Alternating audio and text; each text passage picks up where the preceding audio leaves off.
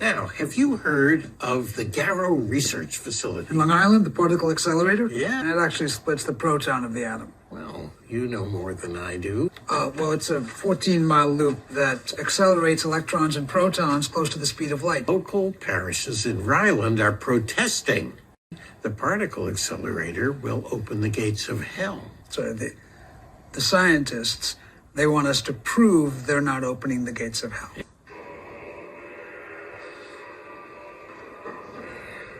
What's that? Something that was filmed down in the particle accelerator. Satan, help us open this portal. We deliver this sacrifice to you.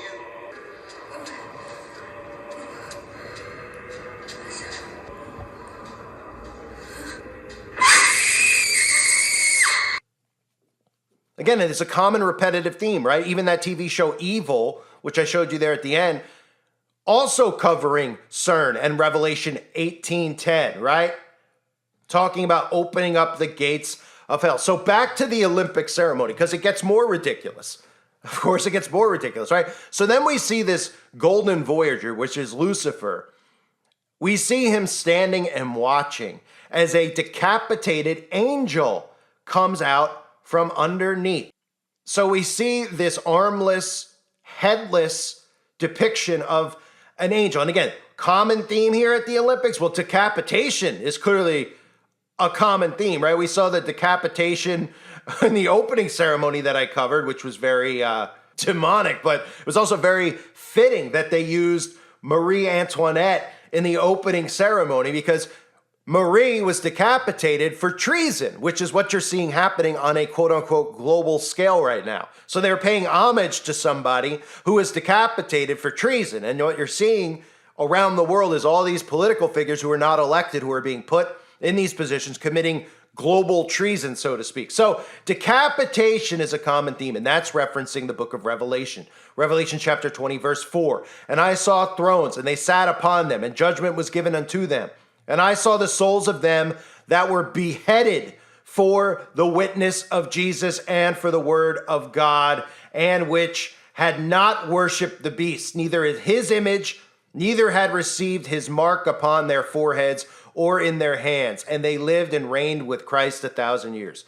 That is referencing the beheading that will come for the witness of Jesus and for those who do not worship the beast. This is all biblical. And of course, it wraps up with them doing the hymn for Apollo, right? And of course, we all know Apollo is really code for Lucifer, just a repackaged Apollo so they could get away with this stuff.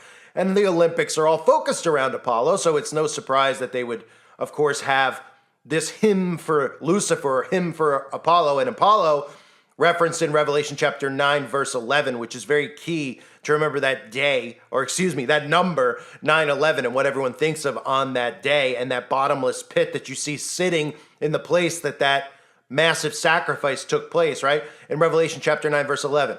And they had a king over them, which is the angel of the bottomless pit, whose name in Hebrew tongue is Abaddon, but in the Greek tongue hath his name Apollyon. Okay? The angel of the bottomless pit. So that's, I mean, you look at this stuff and it's hard for people to actually understand it because, you know, most churches, they're not going to teach. Most churches don't even speak on Revelation. We all know that. I mean, I'm sure most of you, wherever you get, you know, fulfilled with the word, I'm sure you're listening to some pastors who talk about Revelation, but I'm talking about on a large scale, right? None of these cookie cutter ministries that we see go into detail about Revelation. But if you actually look at the book of Revelation, you'll see a lot of the stuff that we see in these quote unquote ceremonies play out through the book of Revelation, right? Revelation gives us this blueprint of the end times. And then in these rituals that they perform, they give us the horsemen of the apocalypse. They give us the keys to the bottomless pit. I mean, they're referencing all this stuff constantly, but they call it art. And then they just tell you that it's something else. And that's all it takes for the dumbed down masses, is for them to tell you that it's really not what everybody out there says, right? They give you a whole breakdown on this immediately following the Olympics. They come out and say, no, it's not what people out there are saying. We'll tell you why, that it's not really satanic, that the gold Voyager doesn't represent Lucifer, that this was really about French culture because they can just get away with whatever they want by just giving you some bullcrap foo-food explanation of what really should be easy for people out there with discernment to see, what they're depicting here. Again, I broke it down for you. I showed you all of these things. This is all biblical, right? We could even see, why they used the image of the gold voyager, which is Lucifer, why he was covered in gold, right? Being the light bearer, how they feel and how they interpret the light bearer, even having the feet with the hangman and sacrifice, right? How Lucifer comes down and then that portal ends up conveniently being open. The portal, we just constantly see themes of a portal, but everybody out there is just like, oh, because it's neat, right?